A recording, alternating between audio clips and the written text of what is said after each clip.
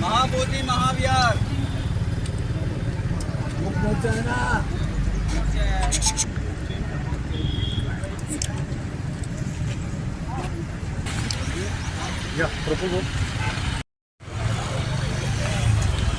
बिर्याणी का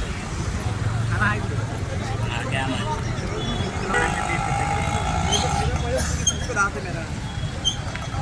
जब तक मेरे हाथ से आता नहीं मोर्चा काढला तुम्ही काय निमित्त आहे? मूक मोर्चा काढण्याचं निमित्त असं आहे की बिहार बुद्धगया या ठिकाणी बौद्ध भिक्खू संघाच्या माध्यमातून गेल्या 18 ते 20 दिवसापासून त्या ठिकाणी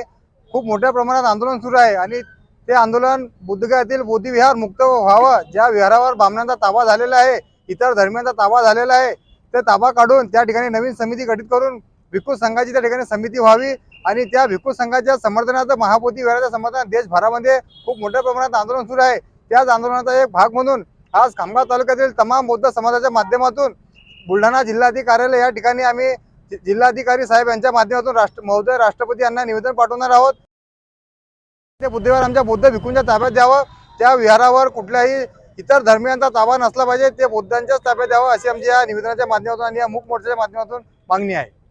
मोर्चा काढण्याचं निमित्त काय? बौद्धगया येथील बिहार राज्यामध्ये महाबोधी विहार जे आहे ते ब्राह्मणाच्या ताब्यात असून ते बौद्ध भिक्षूच्या ताब्यात देण्याकरिता खामगाव येथून हा मूक मोर्चा जिल्हाधिकारी कार्यालय बुलढाणा येथे आलेला आहे आणि या मूक मोर्चाद्वारे आम्ही राष्ट्रपतींना निवेदन करणार आहे की बौद्धगया येथील बौद्ध विहार हे भिक्षूंच्या ताब्यात देऊन त्याची मुक्तता करावी अशी आग्रही मागणी आमची राष्ट्रपतीकडे राहील। आम्ही सर्व महाराष्ट्रातील जनतेला आवाहन करू इच्छितो की त्यांनी या मूक मोर्चाद्वारे शांततेच्या द्वारे महाराष्ट्रामध्ये प्रत्येक जिल्हाधिकारी कार्यालयावर मूक मोर्चाचे आयोजन करून दिल्ली सरकारला राष्ट्रपतीकडे निवेदन सोपावं अशी आग्रही मागणी आमची बौद्ध जनतेला आहे। त्याकरिता